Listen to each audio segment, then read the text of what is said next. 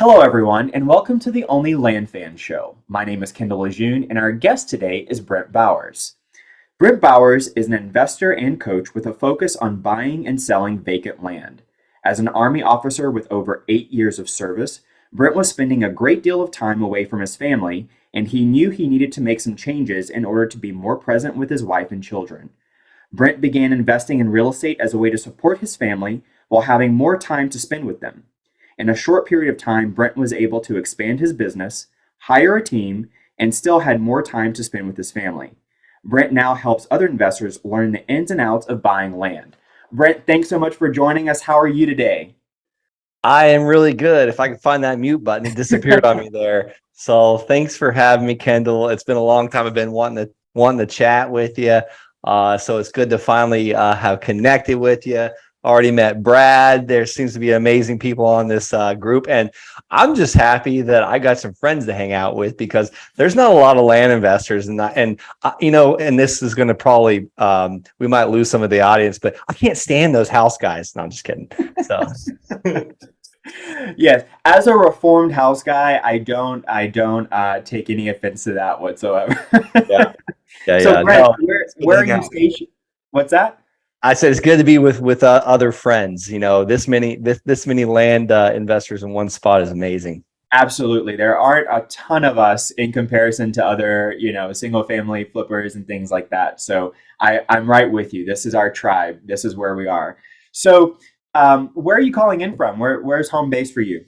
Vero Beach, Florida, and I'd usually be proud of that most of the year, but this month, August, it's terrible. This is the birds can have it. It's too hot here. Yeah, I hear you. Same in Texas. We've been over 100 degrees for I don't know how many consecutive days. It's been crazy. Oh, yeah. Insane. Insane. So let's just jump right in. I'm super excited to chat with you today. So for those of you for those people that are listening in that don't know who you are, tell us a little bit about how did you get started in doing land deals? Yeah, I'll say so I got started doing land out of necessity. Honestly in 2016, I had racked up so much debt mailing houses, and I had a bunch of rentals that were renovated, and all my cars were pretty much maxed out. I was a first lieutenant, actually I was a second lieutenant in the military. I was a brand new second lieutenant in the military. I was enlisted before I went to non-commissioned officer, and then the Army sent me to be an officer. And then I had just moved basically to my next duty station as a brand new Army officer. And I was preparing for my third combat deployment. When I was enlisted, I was back-to-back deployment. And I did not want to have to possibly lose another marriage due to being gone all the time. And this time there was children involved. So I didn't want history repeating itself. So I was like searching for answers. I was studying the 4-hour work week like it was a manual. I'd listened to it multiple times on Audible, and I was like, I'm going to figure this out. You know, the houses weren't really working that well because it takes a lot of time talking people into selling you their house at a massive discount. You've got to go there. You got to sit on that dirty old nasty couch and then throw those shoes away when you leave. And that was one thing I did not have a lot of, which was time. So I was searching for answers. I was like, there's got to be another way, because I'd made a little bit of money in wholesaling houses. It helped me pay for college, things like that. And I had rentals. I had like 8 doors that were costing me money. So any discretionary income always went to the rental properties because something always needed fixed. And there's always a tenant not paying me. And I like to be a nice guy. So what happens to nice guys? They get paid last. So I heard a guy talking on a podcast about flipping vacant raw land. He was doing this crazy stuff. He was driving to other states and going to tax auctions. I was like, I can't do that. But I know there are people out there that are behind on their taxes, and I can maybe get to them before they get to that tax auction sale. So I took immediate action that night and started mailing people that were behind on on their taxes a postcard, and my phone started ringing, and I started doing deals very quickly. Nice. I love that. So really built, born out of necessity, trying to figure out a way to get out of this the house rat race, right? Yes, that's right. Yeah, because it's definitely not passive. Whoever tells you like rentals are passive, they're not telling you the whole story, right? It's crazy. Yeah, they're not. There's nothing passive about it. I don't care if you've got one rental property and you never hear from your tenant. You will eventually hear from them because there's a water heater that's going to go out. There's a roof that's going to leak. There's a sewer line that's going to back up. And all these things I just mentioned just happened in 1 week on one of our rental properties. Just Oh, one. yeah. Yeah, so talk about a haircut on that, I'm sure. So how did you learn? Did you have a mentor? Did you have a coach? Yeah. You mentioned, some podcasts, but how'd you learn? So many coaches. So one of my first coaches, I honestly have been practicing. I've been trying to get successful in real estate since 2007 when I got my real estate license and bought that first rental property. I took a little break from 2009 to 2013 because I had my tail tucked between my legs because I lost so bad in 2009. Like I quit. I was just a big quitter. And then I would say I finally became successful in real estate about 2017, about a year into buying and selling land when I finally had about $9,000 a month in land deals paying me each month, notes. And then I had also flipped a bunch of land and made a pile of money. So I guess the first coach I can talk about is Tom Kroll with Wholesaling Inc. He started Wholesaling Inc. And now I have the honor to be a land coach on the Wholesaling Inc. platform.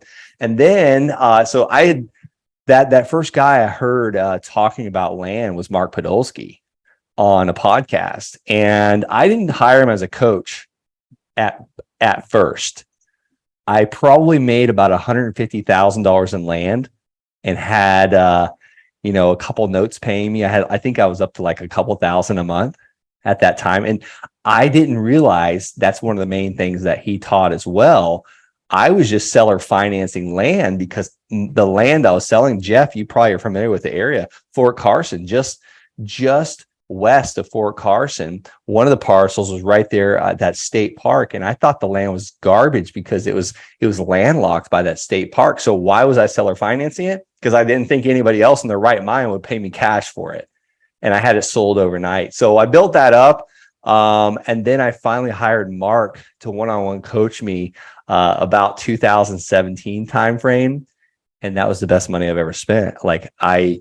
He showed me a couple more techniques that I wasn't doing. And I did more of a process. And then I hired some other coaches. I took the Land Academy course. I took Jack Bosch's course because I'm a student. I always want to know if someone has like a little, a gold nugget. So I took things from all of those guys. I read books on it. I have a 70-year-old gentleman that's been doing this. I'm sorry. I have a gentleman that's been doing this since the 70s that also taught me some techniques. And honestly, I'm thinking about hiring another coach that he only specializes in subdivides.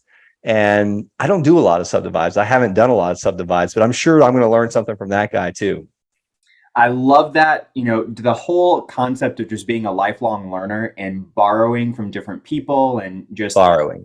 just having that culminate into what is your particular type of approach and that type of thing. I think that is so crucial to figuring it out for how it's going to work for you, right? So what types of land deals do you specialize in now?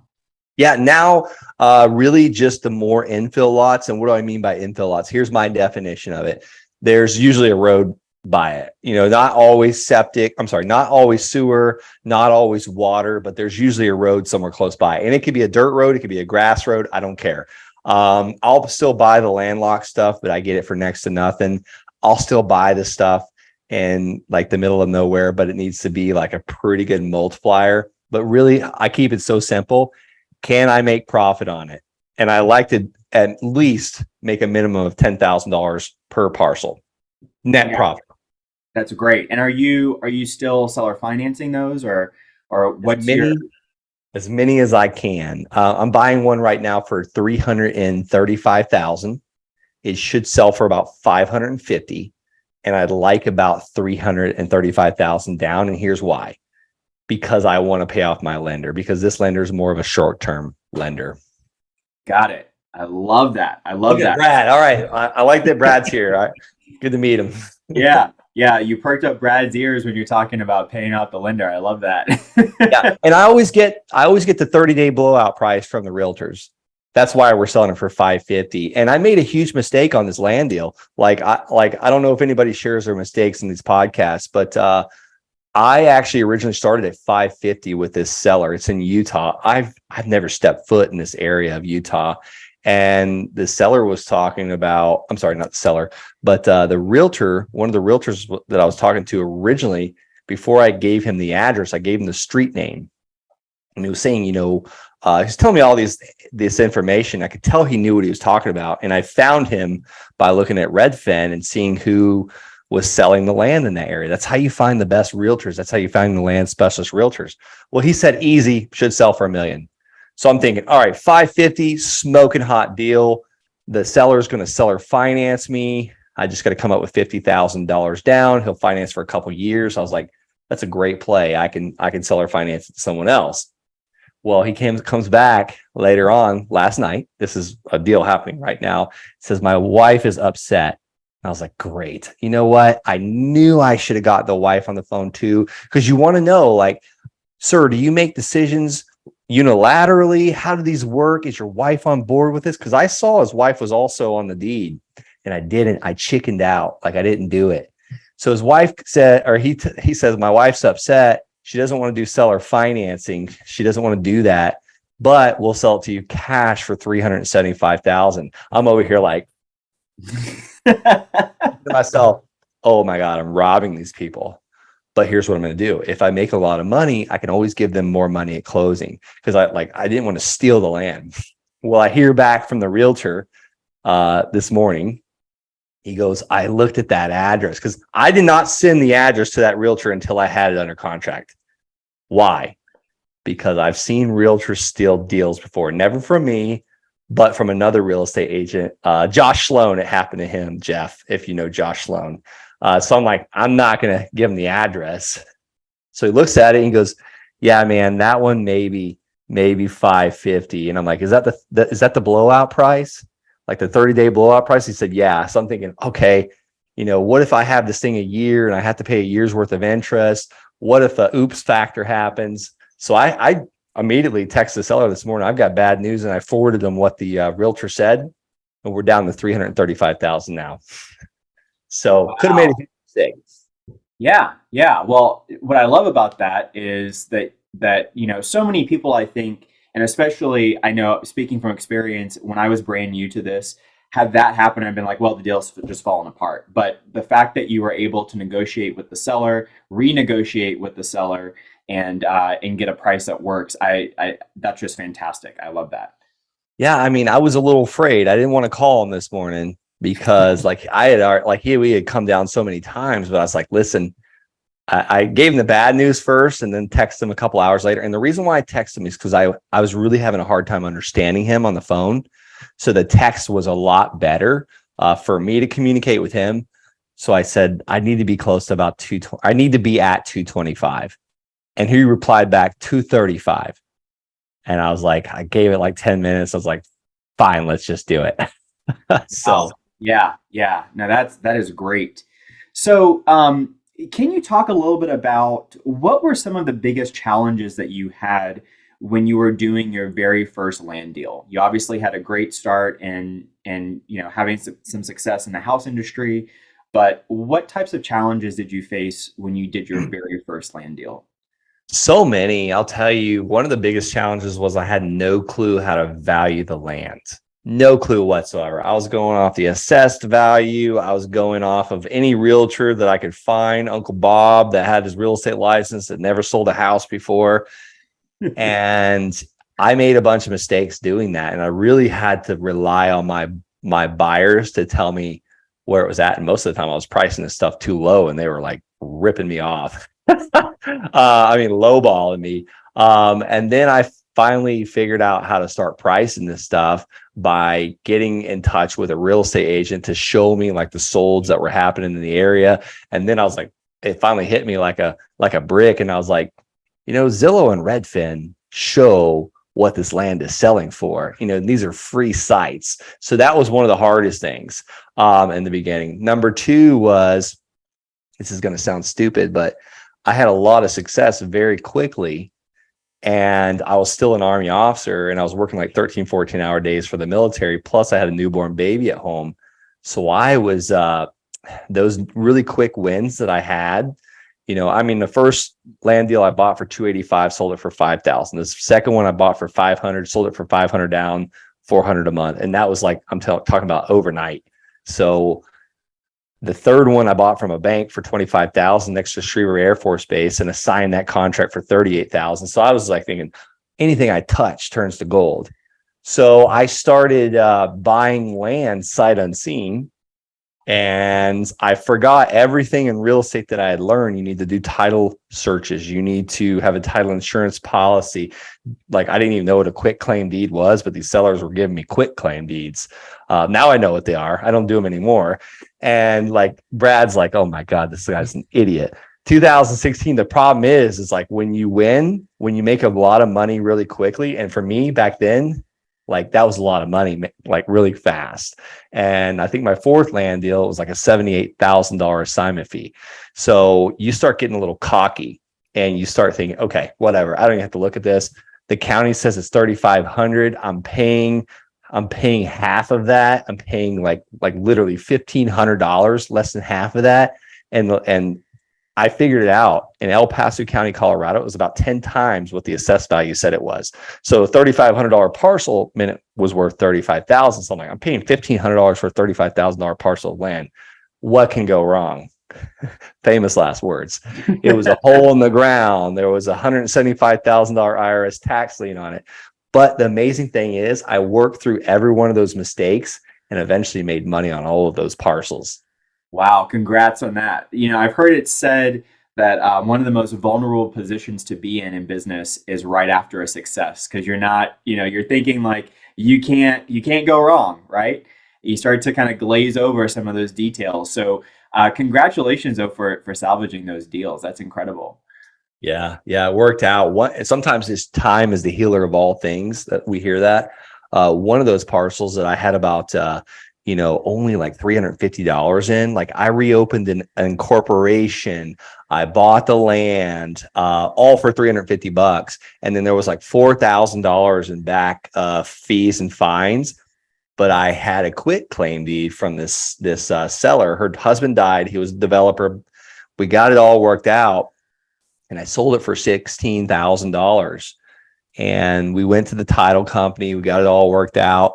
And then they say, hey, Brent, we just figured out there's a big problem.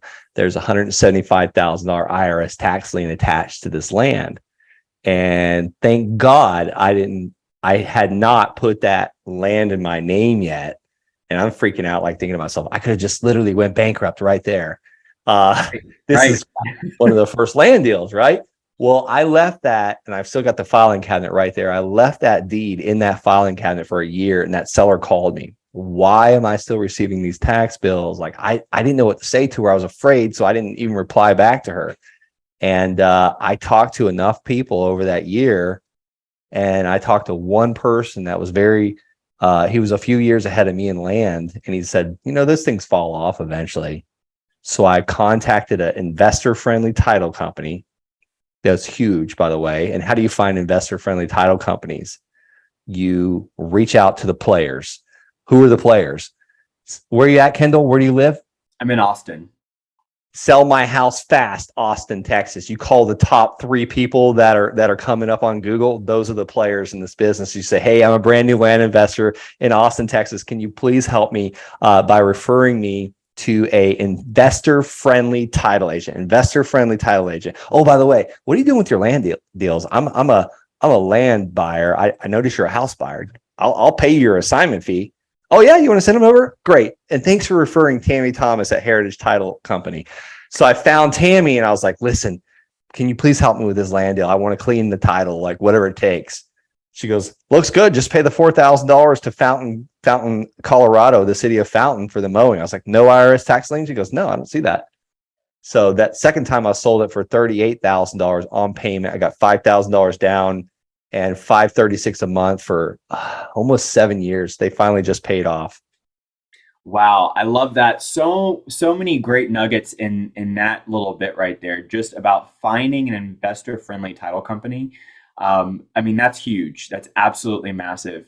Do you ever do self closings now, or do you always work with title companies? Not on the buy side, not when I'm buying it. I always get a title insurance policy, unless literally I got the land for free. But I'm still running I'm still running a title insurance check. Liens and encumbrances, O&E, all everything. Yeah, Basically, but when I sell it, if the buyer doesn't want to go through that process, we'll type up a warranty, or my assistant will type up a warranty deed. No problem. Or if they want to do a land contract, I'm trying to get away from land contracts and contracts for deed. I'm trying to do more mortgages or deeds of trust and mortgages or promissory notes, because like if you came and did a backflip off my roof and you broke your neck, you'd sue me and the insurance company.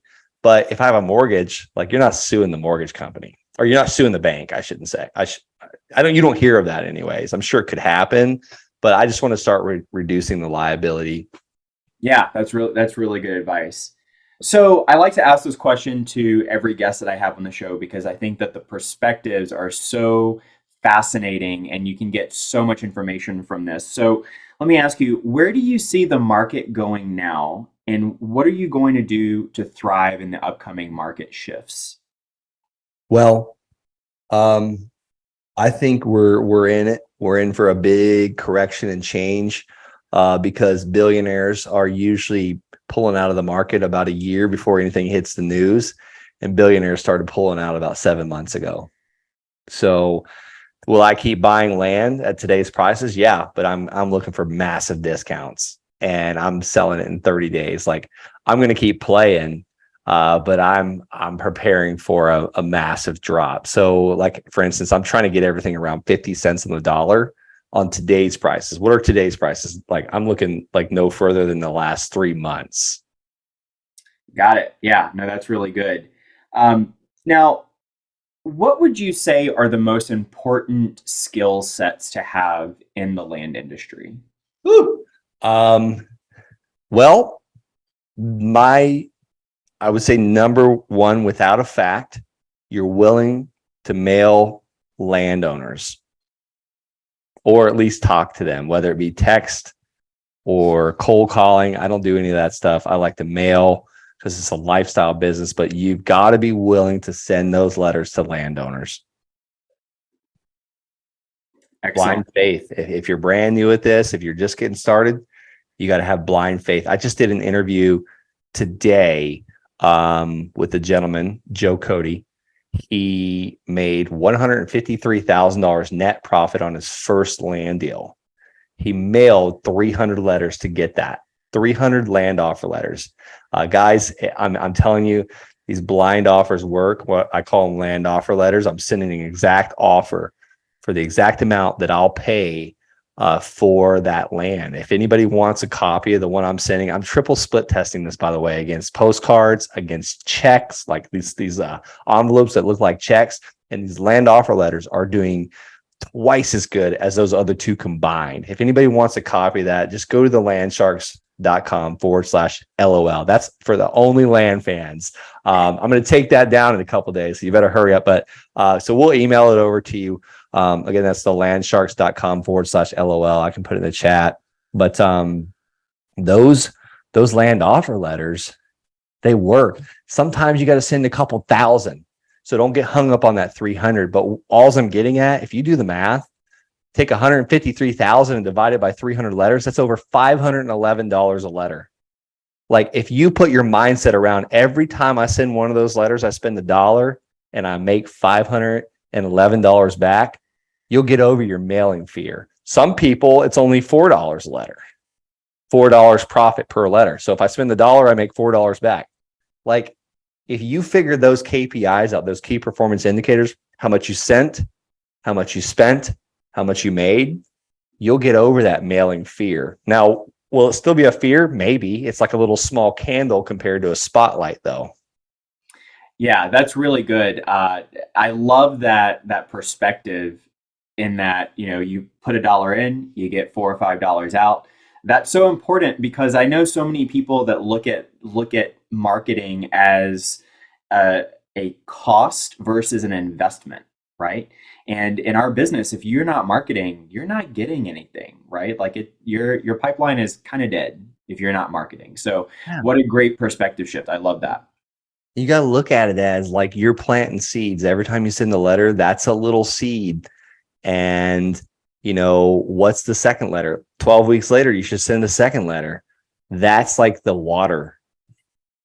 Interesting. So, talk to us a little bit about what your marketing flow is. So, these letters, you said they're offer letters. So, how do you go about even figuring out at that scale what to put in the offer letter? Can you talk to us about that? Like the price I want to offer for the land. Yeah. Yeah. I love that you say flow too, because, when you're just starting out, like I like people to imagine one of those red farmhouse pumps that you pump it and you pump it and you pump it.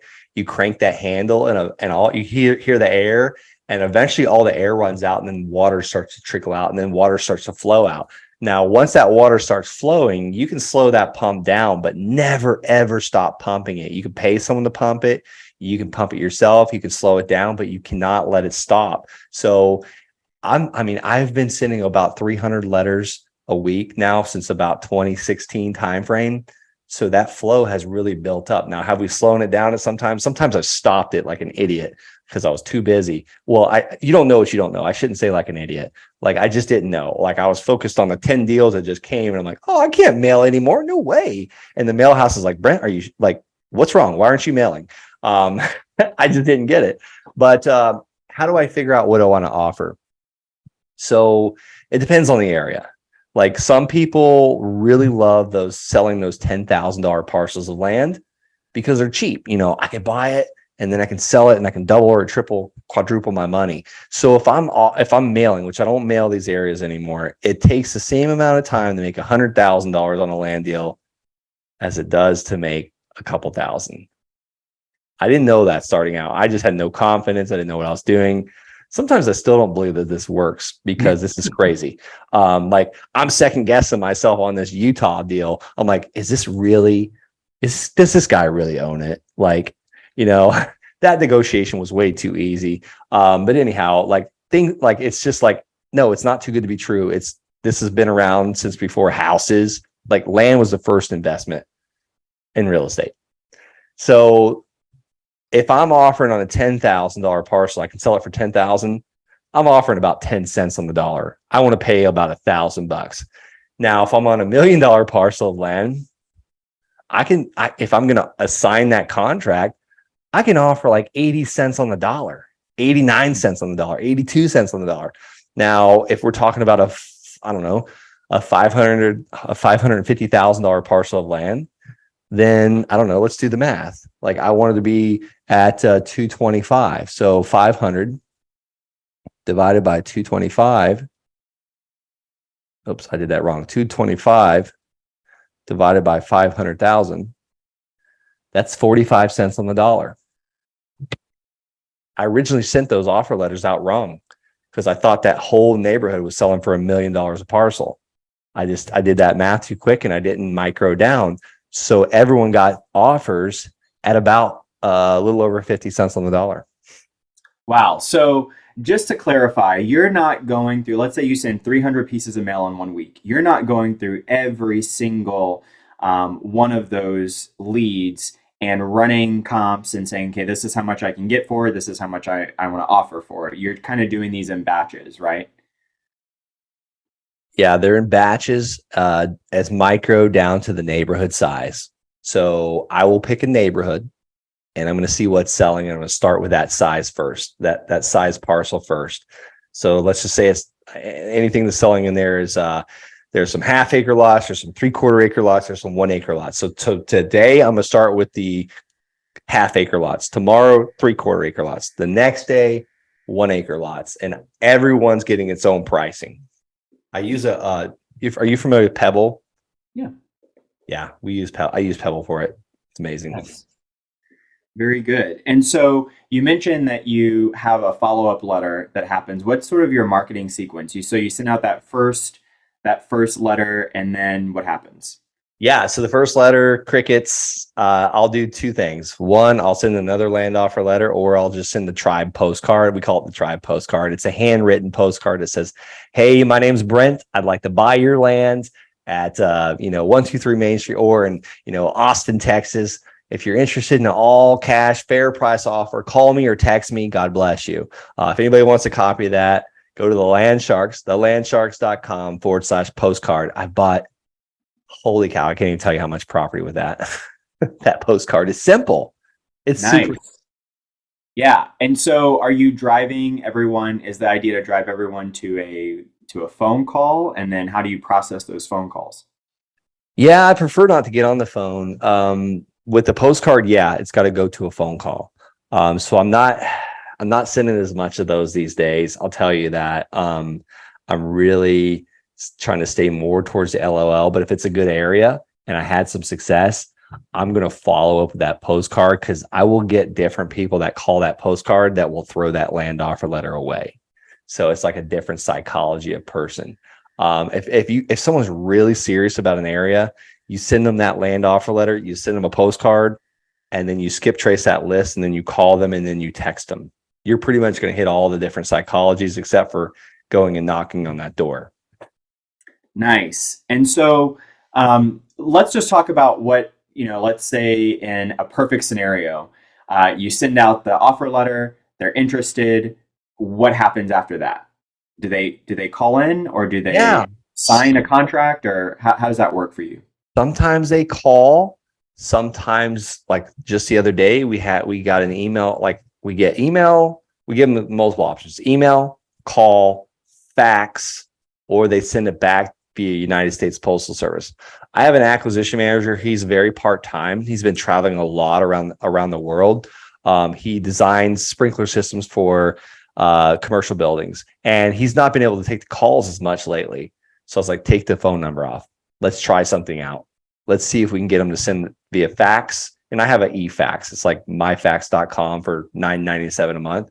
Let's see if we can get him to do a fax, an email, or for them to send it back to our UPS box. So we're trying that out right now. I don't have data on it yet. But yeah, they'll call. Like, for instance, we closed one the other day via email. Bought it for $15,000. Had 6 weeks to find our buyer. We listed it on the MLS. Even though we didn't own it, we just put it on the MLS with the contract. The seller knew what we were doing. We explained to him that we're wholesalers. We're not keeping the land. And I actually didn't find my buyer in that 6 weeks. So I was like, well, it's a no-brainer. I'll buy it for 15. I know they're selling for 30. And I got a contract right away, like a week later after I bought it. And I think we closed on it in like 2 weeks from now. But that will be about $11,000 net profit after the realtor's paid. And I've never spoken to that seller on the phone. Wow. Yeah, that's fantastic.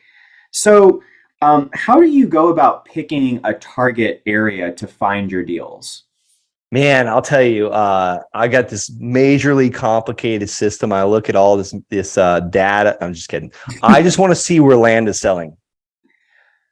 That's simple. Land selling. That's Where's it. land selling? Where am I seeing clusters of sold? I use these amazing tools that cost me a lot of money called Redfin and Zillow. I'm just kidding, they're free.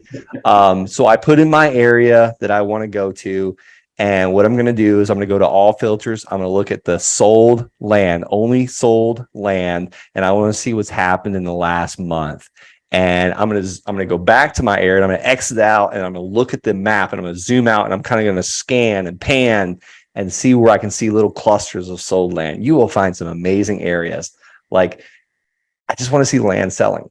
What does that tell me? There's demand. There's demand if it's selling in that area. And then I can also see, how much per acre it's selling for, how much per square foot it's selling for. And then the secret weapon, who listed it and who it was bought by, who the listing agent was, who it was bought by, because that's going to be your boots on the ground. What about, like, Brent, I'm in Utah, I'm in Texas, we got non-disclosure states. You can still see where the stuff's selling. You can see what the last listed price is. And then you better find a realtor to team up with and get MLS access. I'm not a realtor. I don't recommend becoming a realtor to do this. If you're already a realtor, Maybe you can let that licensing go. I don't know. No, just kidding. But seriously though, like you don't have to be a real estate agent to do this business. This is the lowest barrier of entry to get into real estate. Yeah, that's great. And so, whenever you are analyzing these deals or choosing which deals to go after, what's your criteria for your deals? Yeah, I just want to make a lot of money. So I want to make it, I want to make at least a minimum of $10,000 per land deal, preferably more now.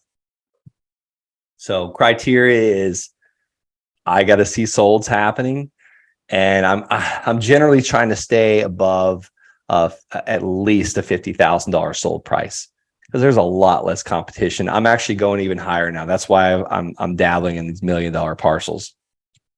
Yeah, that's really good. So you're finding that there's less competition above $50,000 sold price. Oh yeah. So the last several parcels that I bought have been anywhere from 130 to 153,000. The last several parcels, and what's amazing about those is like I bought 6 lots for 132,000. I just sold them all for 210 just as a package. And then the $153,000 lot, that's in Daytona Beach. I should hopefully, we're waiting on the contract on that one. I think we have it sold for 250, but I'm going to finance a lot of that one. They're coming up with $30,000 down. Nice. So you've mentioned earlier about you mentioned assignment fees, wholesaling, seller finance. What are your kind of main go-to acquisitions processes that you go through? Do you close on these yourself? Yeah. Talk us through that process. Yeah. So I will, it depends really. It depends on the area. If I'm in Florida, I'll assign the contract. If I find a buyer in time, I'll sign the contract via the MLS if I find the buyer in time. If not, I'll close on it and I'll either flip it or sell it on seller financing. My preferred method is I always try and get some type of seller financing, because ultimately I think that's where the most money in this business is made. You make a ton of money on interest. You can kind of break up your taxes that you're going to have to pay on your ordinary income that you own on or owe on these land sold. And I want time freedom. I want financial freedom. I want that money coming in each month. Yeah, a lot more passive than rental properties, right? Rental and passive do not, like, that's the biggest myth, I think. There's nothing passive about rentals. I don't even care if you have a property manager. There's always something that needs fixed. Always something. So whenever you're buying these properties, do you ever buy them on terms, or are you just, is it all cash or assigning? Are those the two options? Yeah, I always push for terms. I'll even offer the seller more money for terms because it's like I would rather pay that seller, a higher amount. Because, like, for instance, if I pay my lender 9%, I can figure that what that's going to be with that seller and give them a higher purchase price and not quite pay 9% and then get what we call principal payments or 0% interest. So let me just explain what I mean by that. It's like you can look at what you would pay a private lender. Easy math. If you're paying, I don't know, 10% on $100,000, you could figure what you're going to pay each year and finance that for several years, and you can bump that seller's price up. And they're like, what? How can you offer that much? Well, that would mean you would take payments. Like, that's how I can offer that much, because you would be taking payments each month. Well, I don't want to take payments. Well, I'd love to buy the land, but I don't really have, the cash right now, but I can come up with this much each month. Very good. I was about to ask the question, what are some of the most successful strategies that you've used to position buying on terms with the seller? So you mentioned that's fantastic to position it that way. Do you have any other kind of tips if someone's interested in buying on terms, how to position that with the seller? Yeah, just you want to really talk to the seller. Like, the guy I'm buying the land from in Utah, like, we haven't had much of a conversation because I'm having a hard time understanding him. So I'm kind of at a disadvantage because I want to listen. I want to hear what he needs. Like, like I finally figured it out. He needs to pay medical bills fast. And he's not interested in $5,000 a month. Cause that's what I would pretty much offer. I was offering him $4,200 a month. And that didn't float his boat. He needed cash quick to pay off those medical bills. So it's just really seeing what they need to use that money for, what they want to use that money for. And it's like peeling an onion. It's like 7 layers deep, and maybe by the time you get to the 7th layer, you're crying. So you want to figure out what they need, what their situation is, how you can help them, because it might not be a pile of cash. Because one time we gave a seller a pile of cash and it was stolen from her very shortly after. So that seller would have benefited from a 6-year note at 8% interest, because no one would have been able to steal that from her. She would have had the first lien position on the land, and we would have had a buyer on that land. So she would have definitely been paid, because we're making money on that land, or we did seller finance that land to a buyer. So it's like, I feel like we did this lady a disservice because her cash got stolen. So now she has nothing. Well, if she would have seller financed to us, she would still have a payment coming in still to this day. Wow. So how do you, what are some rules of thumb that you have to structure uh, where you're buying on terms? Do you have any rules of thumb that you go about, or how do you figure out how long the term needs to be and all of that stuff? It's every deal is it depends on every single deal. I don't think there's a box, like there's no rules in this. And as long as your buyer's happy, your seller's happy, your lender's happy, and you're happy, and everyone's making money, then I think I don't know about rules of thumb. I mean, it's just every deal. That's why I love this so much. I'm like a deal architect or a deal engineer. And we say it's land because it's simple. Like I was in the military, I was in the Army, so we're like knuckle draggers. I wasn't smart enough for the Air Force. Like I like to keep it simple with land, but I love the creativity about it. Yeah, they call it creative finance for a reason, right? Yeah, like there's like anything you could dream up, you can do. But I also make things simple on myself too. We have the note tracking system that's all automated. The buyers get late fees when they're late. And the other day I figured out that my father-in-law is a lender for us, and we pay him 9% interest. I found out that he got 3 payments late. Immediately we sent him his late fees, $50 each. So send them extra $150 for late fees. So now with bill.com, we use bill.com, and I hate them, by the way. So I would never recommend them to anybody because they're always late paying our stuff. So now we send his payment on the 20th, and he sometimes, most of the time, gets it by around the 1st or the 3rd. It's late on the 5th. So, but it takes the guesswork out of it. Sure. So you mentioned, note tracking software systems. How do you go about servicing the notes that you have on your properties?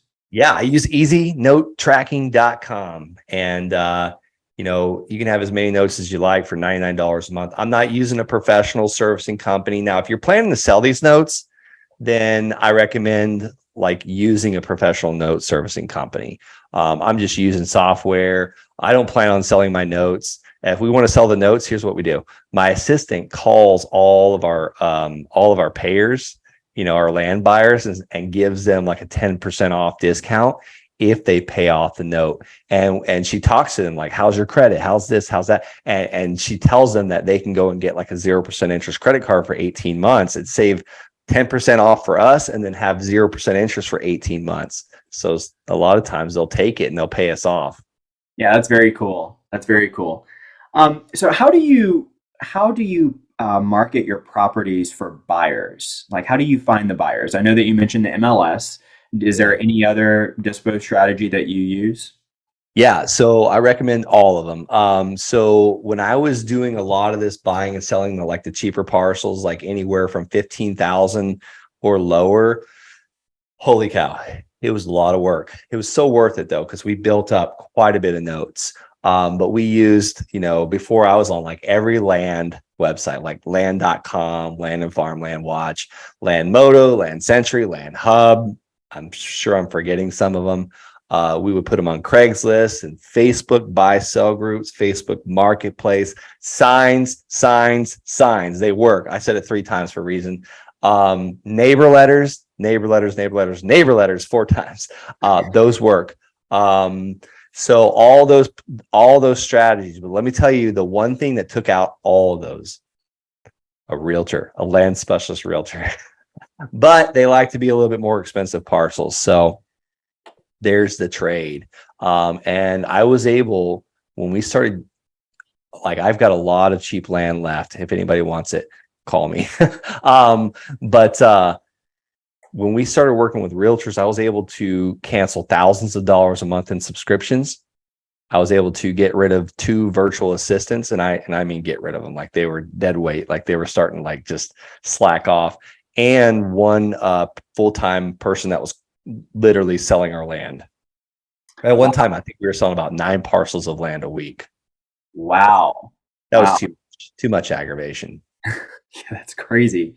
So, speaking of realtors, what does the commission structure look like that you Most offer? of them charge me 6%. I've had some charge 10%. I've had some charge a flat fee of like $1,600. Honestly, I just build that in, just figure it out. Like, when I'm talking to them and I say, hey, I got this great deal on, Wichita Street. What do you think the land would sell for? It's about 2 acres. But when I get it under contract, I'll give them the address and I say, great, what would you charge me to list that property? And what do you do to get that land sold? I want it sold in 30 days. I want to get it done now price. I want the fire sale. I want the blowout price. Don't be pricing this like pie in the sky. Like, we need to be the cheapest thing on the MLS, because when Mark and Mary Smith look at the land in that area, I want them to say, this land's cheaper. Let's just buy that one. It's not like a house. This one has granite. Oh, this one has a pool. No, this is land. This is land. This one's for $5,000 less. Let's get that one. And he offers financing. Yeah, that's really fantastic. And so, just to dig even deeper into that, can you go into a little bit more detail about how you choose? You already mentioned it earlier, but how do you choose these realtors that are land specialists? Because not all realtors are the same, right? Like, you have some that really into selling houses and they can talk to you about residential, but land is often a different game. Can you talk about that? Do you want me to share my screen and show you exactly what I'm talking about, how to do it? Absolutely. All Let right. me get you. Holy cow, Brad had a lot of takeaways. Yeah, Wow. Brad is amazing. All right, let's see. Let me open up a screen here. Redfin. All right, let's go to where did you guys go? All right. All right, so Austin, Texas. Here we go. Austin, Texas. I'm going to go to all filters right here. Sold. I'm going to scroll to land. Let's see what's going on in Austin, Texas. And then I'm going to exit this out. And then let's find a little pocket in Austin, Texas. There's a lot going on. That's very overwhelming. So let's just go to 7 days. Can you see my screen? I can. All right, look at this little pocket right here. Look at that. Oh, right here. I want this area right here. This one right here above B Cave. Let's look at what's going on in the last 30 days. Oh my goodness, that's overwhelming. That's too much. Let's go down here. This is the last 30 days. Why won't this move? I want to mail this area right here. So I'm going to click on this. 549,000. 10 acres. So it sold for about 54,000 an acre, right? Yeah. Look at who listed it. Mario. No, I'm sorry. This was the last listed price. Last listed price. Texas. Where's it at? I should say, yeah, last list price. So it might have sold for less. Mario listed it. It was bought by a non-member. I don't call these people. Oh, there's an ad. There's a phone number though. But I'm going to click on every one of these and I want to see if Mario keeps popping up, because that's going to be my land specialist realtor. I don't know why I'm not able to click on him. Scroll down. This is by James, bought with Marcy. But I'm going to click on every one of these. And another thing I like to do is I like to copy and paste. Like I would want to know why this one sold for 49,000. Oh, it's 0.29 acres. It's really small. Zachary, non-member. But I'm going to copy and paste all of this right here. Right. No, not all of it. Just those two right there. And I'm going to see if I can see a pattern. And before I pull the trigger and buy anything in this area, like I'm going to call each one of those realtors, see who answers the phone, see who knows the area the best. And the conversation is really simple. And usually it's like this. Hey, I'm a land investor. I just got a piece of land under contract in whatever Beeline area. Wanted to see what you think as far as what the 30-day blowout price is. What's the get her done now price? Or hey, I'm a brand new investor in the area. I buy a land. I'm about to do a mailing campaign for this area. I wanted to see if you can help me. It looks like the 10-acre parcels are really selling in this area, anywhere from 1 to 10-acre parcels. Can you send me a sheet of what the last 3 months, what the 1-acre parcels to the 10-acre parcels are selling for by the acre? And you'll have that data and you can start mailing with that data. That is fantastic. That's really good. Thank you for sharing that. So, in your opinion, what's something that not very many people, or maybe even no one, is really talking about in the land industry right now that we should be talking about? What's no one talking about in the land industry that we should be talking about? Oh man. I don't know. That's a really good question. It's like my bedtime, so I don't even know. I'm an early riser, by the way. Let's do here we go. This is what we should be talking about. There's a lot of money on this call. Why don't we get together and put a fund together and we buy like 15 million acres somewhere? And I don't know, and put all of our money together and do big deals. Nice. That's one of the things that I really love so much about the land industry is that there are so many people willing to collaborate and do deals together. Much more than in my experience with the single family housing market. So that's one of the things that I really like. I love that idea. I'm all in. So when you find that, when you find other partners, so we can buy, that 15 million acres, let's do it. If we all had Brad's money, we could just put it all together. Exactly. So what would you consider to be your superpower? I just take action. I just take action. Like I didn't have all the answers when I first heard that podcast. I just started mailing the tax delinquent list. I actually was mailing the county held tax lien list. It really wasn't the tax delinquent list because the county thought I wanted to purchase tax liens. So they sent me the garbage that hadn't been bought yet. And I mailed all those people. And I say the garbage that hadn't been bought yet. This was like non-buildable, landlocked land. That's why my phone blew up. And I didn't know any better. So I was like, yeah, can I get it for free? How about $100? $285. And then I didn't know what it was worth. So I called the realtor. She's like, maybe 10,000. And then that same realtor made me an offer for 5,000. And I was buying it for $285. And I was like, whatever, that's profit. Let's do it. So it's just, you don't need all the answers. And that's my superpower. I know I'm never going to have all the answers. And I also believe in, before this book came out, I was like, this is me. Like who, not how. Like it's who can help me. Like I'm never going to know all the answers. I don't care to know all the answers. Absolutely. Yeah, I love the idea of just taking action. Messy action is so much better than, a perfect plan that you don't implement, right? Oh, has it been messy? Oh.